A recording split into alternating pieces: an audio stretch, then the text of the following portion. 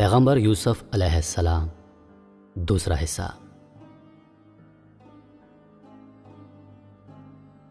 جب حضرت یوسف علیہ السلام کے بھائیوں نے انہیں کنویں میں ڈال دیا تو حضرت یوسف علیہ السلام کی قمیض جو کنویں میں پھینکتے وقت نکال لی تھی اسے بکری کا بچہ ذبح کر کے خون سے داغدار کر کے والد کے آگے روتے ہوئے پیش کر دیا کہ یوسف کو بھیڑیا کھا گیا ہے، آپ ہمارا یقین کریں یا نہ کریں، ہم بالکل سچ کہہ رہے ہیں۔ حضرت یعقوب علیہ السلام نے فرمایا کہ بھیڑیا یوسف کو چیر پھاڑ کر کھا گیا، لیکن یوسف کی قمیض کو کچھ نقصان نہ پہنچ سکا۔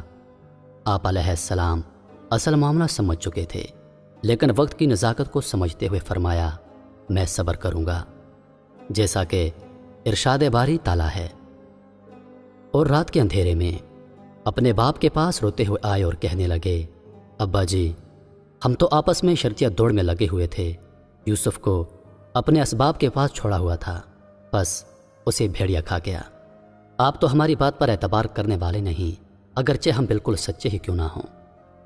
یوسف کے کرتے کو جھوٹا خون آلود کر کے لائے۔ باپ نے کہا، بلکہ تم نے اپنے دل ہی سے ایک بات بنائی ہے، بس صبر ہی بہتر ہے، تمہاری بنائی ہوئی باتوں پر خدا ہی سے مدد طلب کی ہے۔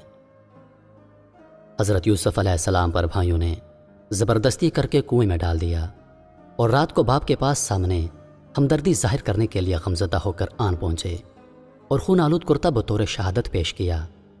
چور کا یہ حال ہوتا ہے کہ جب بھی چوری کرتا ہے کوئی نہ کوئی غلطی ضرور کر دیتا ہے۔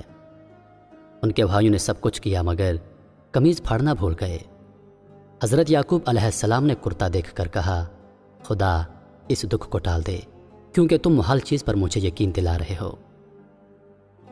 حضرت یعقوب علیہ السلام نے بھیڑیے کے کھانے کا ذکر اس لیے کیا تھا کہ کنعان میں بھیڑیے بہت تھے۔ دوسرا، حضرت یعقوب علیہ السلام نے ایک خواب دیکھا کہ وہ خود کسی پہاڑ کے اوپر ہیں اور حضرت یوسف علیہ السلام پہاڑ کے دامن میں ہیں۔ اچانک حضرت یوسف علیہ السلام کو 10 بھیڑیوں نے گھیر لیا اور ان پر حملہ کرنا چاہا، مگر ان سے ایک بھیڑیے نے مدافعت کر کے بچا لیا۔ پھر حضرت یوسف علیہ السلام زمین کے اندر چھپ گئے۔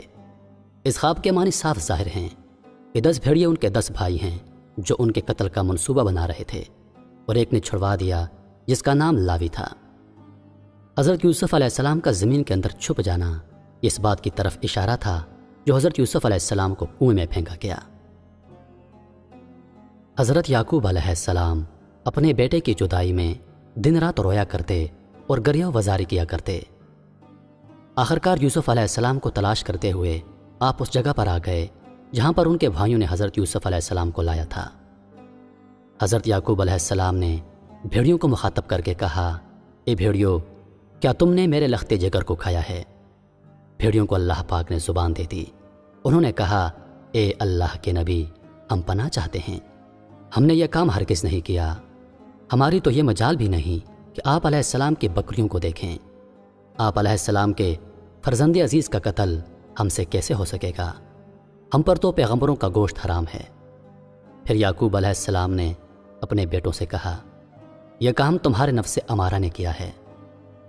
اس کے بعد حضرت یعقوب علیہ السلام جنگل میں چلے گئے، ہر جگہ فریاد و وزاری کرتے رہے۔ حضرت جبریل علیہ السلام تشریف لائے اور فرمایا، اے اللہ کے نبی، آپ کی فریاد و وزاری سے آسمان کے فرشتے بھی رو رہے ہیں، اتنی بے صبری انبیاء کرام کے لیے مناسب نہیں۔ پھر حضرت یعقوب علیہ السلام نے کہا، اللہ پاک مجھے صبر عطا کرے۔ یوسف علیہ السلام 3 دن اور 3 راتیں کنویں میں رہے۔ جبریل امین علیہ السلام ان کے پاس رہتے اور تسلی دیتے۔ ایک دن سوداگروں کا قافلہ جو مدائن سے مصر جا رہا تھا وہ راستہ بھول کر ادھر آ نکلا۔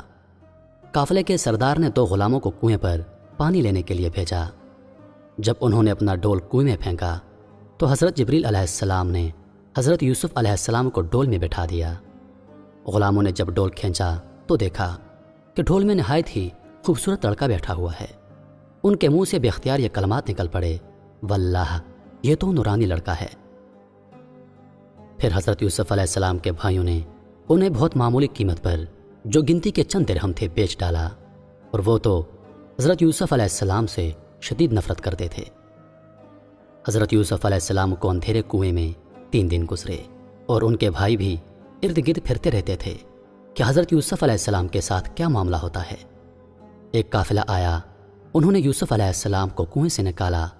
نکالنے والے کا دل باغ باغ ہو گیا، بے اختیار اس کے منہ سے نکلا، واللہ یہ تو عجیب نورانی لڑکا ہے۔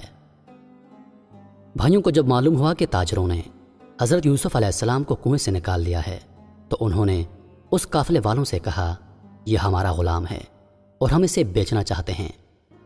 قافلہ والوں نے خریدنے کی خواہش ظاہر کی تو انہوں نے حضرت یوسف علیہ السلام کو بہت کم قیمت پر فروخت کر دیا۔ لفظ شرع خرید و فروخت میں دونوں طرف آتا ہے۔ بھائیوں کی طرف منسوب کیا جائے تو انہوں نے فروخت کر دیا تھا، اور اگر تاجروں کی طرف منسوب کیا جائے تو انہوں نے خرید لیا تھا، اور وہ بھی گنتی کے چند درہم۔ حضرت یوسف علیہ السلام کے بھائی ان سے اتنی نفرت کرتے تھے کہ اگر قیمت نہ بھی ملتی تو بھی حضرت یوسف علیہ السلام کو ان کے ہاتھوں دے دیتے۔ حضرت یوسف علیہ السلام کی زندگی کا یہ پہلو کتنی عظمتوں والا ہے کہ چھوٹی عمر میں والدہ کا گزر جانا، پھر باپ کی آغوش محبت میں پرورش کرنا، پھر جلد ہی بھائیوں کی طرف سے بے وفائی اور باپ سے جدائی، پھر آزادی کے بجائے غلامی نصیب ہوئی۔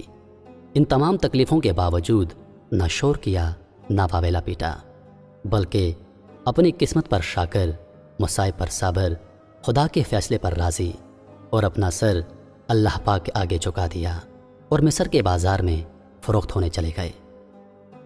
حضرت یوسف علیہ السلام کے بھائیوں نے ایک جاسوس مقرر کیا ہوا تھا کہ جب کوئی اس کنویں سے حضرت یوسف علیہ السلام کو نکالے تو ہم کو خبر کر دینا۔ جاسوس نے یوسف علیہ السلام کے نکالنے کی خبر بھائیوں کو پہنچا دی۔ بھائیوں نے آ کر قافلے والوں سے گفتگو کی، یہ ہمارا غلام ہے اور چند دنوں سے بھاگا ہوا تھا، ہم اس کی تلاش میں پھر رہے تھے۔ سوداگروں نے کہا، معاذ اللہ، یہ غلام ہو نہیں سکتا، یہ لڑکا تو کان شرافت کا انمول موتی معلوم ہوتا ہے۔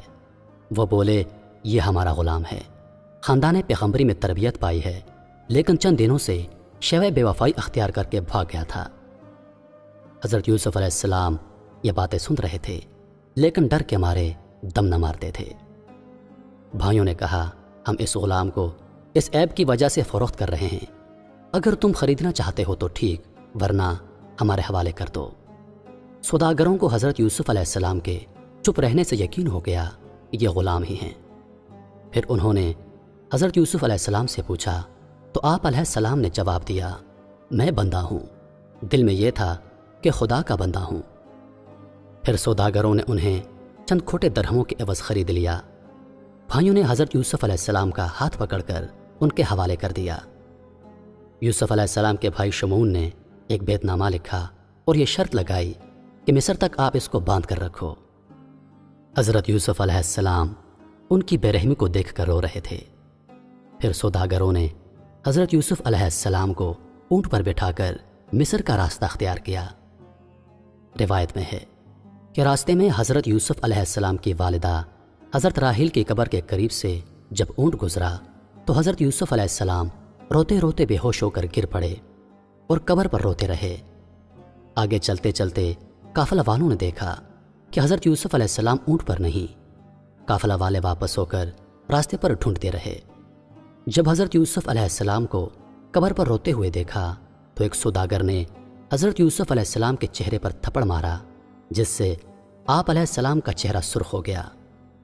آپ علیہ السلام نے فریاد کی تو فوراً آندھی اور طوفان آ گیا۔ آخر انہوں نے جان لیا کہ یہ بلا اسی ظلم کے بدلے میں آئی ہے۔ حضرت یوسف علیہ السلام کی منت وزاری کی تو حضرت یوسف علیہ السلام کی دعا سے وہ طوفان دوبارہ ہٹ گیا۔ اس کے بعد حضرت یوسف علیہ السلام کی بڑی تعظیم کرنے لگے۔ مصر تک کئی ایسے واقعات گزرے جو حضرت یوسف علیہ السلام کی بزرگی اور عظمت کو دکھا رہے تھے۔